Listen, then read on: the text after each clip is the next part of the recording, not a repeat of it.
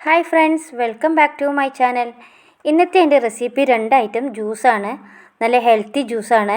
പിന്നെ വളരെ കുറഞ്ഞ സാധനങ്ങൾ മാത്രം മതി ജ്യൂസ് അടിക്കാൻ. എങ്ങനെ ഉണ്ടാക്കുമെന്ന് നോക്കാം. ഞാൻ മാങ്ങയാണ് എടുത്തിട്ടുള്ളത്. ചെറിയ കഷ്ണങ്ങളാക്കി എടുത്തിട്ടുണ്ട്. ഇനി ഇത് മിക്സിൻ്റെ ജാറിലേക്ക് ഇട്ട് കൊടുക്കാം. കംപ്ലീറ്റ് ഇട്ട് കൊടുത്തിട്ടുണ്ട്. ഇനി ഇതിലേക്ക് പാഷൻ ഫ്രൂട്ടിൻ്റെ സിറപ്പാണിത്. ഇതൊരു 3 ടീസ്പൂൺ ഇതിലേക്ക് ഒഴിച്ചു കൊടുക്കാം. നല്ല ടേസ്റ്റാണ് ജ്യൂസിന് സിറപ്പ് ഒഴിച്ചു കൊടുത്താൽ. അപ്പോൾ ഞാൻ ഒഴിച്ചു കൊടുത്തിട്ടുണ്ട്. ഇനി ഇതിലേക്ക് ആവശ്യത്തിനുള്ള പഞ്ചസാരയും കൂടി ചേർത്ത് കൊടുക്കാം. ഐസ് വാട്ടർ ഇതിലേക്ക് ഒഴിച്ചു കൊടുക്കുന്നുണ്ട്. ഇനി നന്നായി പേസ്റ്റായിട്ട് അടിച്ചെടുക്കണം.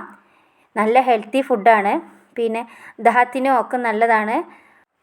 നോമ്പ് തുറക്കുന്ന നേരത്തിന് നല്ല ദാഹശമനമായിട്ട് കുടിക്കാൻ പറ്റും.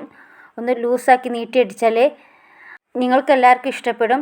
ഇഷ്ടപ്പെട്ടാൽ നിങ്ങൾ അടിച്ച് നോക്കണം. എന്നിട്ട് കമൻ്റായിട്ട് എഴുതണം.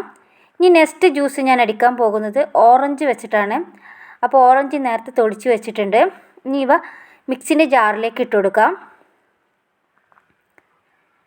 ഞാൻ മിക്സിൻ്റെ ജാറിലേക്ക് ഇട്ട് കൊടുത്തിട്ടുണ്ട്. ഇനി ഇതിലേക്ക് ആവശ്യത്തിനുള്ള പഞ്ചസാരയും കൂടി ചേർത്ത് കൊടുക്കണം.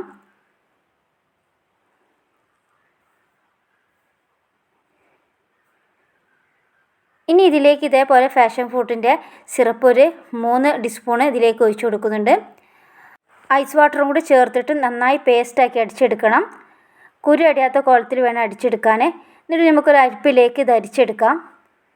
ഇത് നല്ല ടേസ്റ്റാണ് കഴിക്കാൻ. കുറച്ച് ഐസ് വാട്ടറും കൂടി കൂടുതൽ ചേർത്താൽ മതി. നല്ല ടേസ്റ്റാണ്. ദാഹത്തിനൊക്കെ നല്ലതാണ് ഈ നോമ്പ് തുറക്കണ നേരത്ത്. അപ്പോൾ നിങ്ങൾക്ക് എല്ലാവർക്കും ഇഷ്ടപ്പെടുമെന്ന് കരുതുന്നു. ഇഷ്ടപ്പെട്ടാൽ നിങ്ങൾ കമൻ്റായിട്ട് എഴുതാൻ മറക്കരുത്. വളരെ ടേസ്റ്റി ആയിട്ടുള്ളൊരു ഹെൽത്തി ഫുഡും കൂടിയാണിത്. പാഷൻ ഫ്രൂട്ടിൻ്റെ സിറപ്പ് ചേർക്കുന്നതുകൊണ്ട് നല്ല ടേസ്റ്റാണ് കഴിക്കാൻ. ഞങ്ങൾ അടിച്ച് കഴിച്ചിട്ടുണ്ട്, അതുകൊണ്ട് പറയുകയാണ്.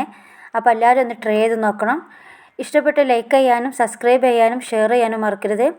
പുതിയൊരു വീഡിയോയുമായിട്ട് നമുക്ക് വീണ്ടും കാണാം.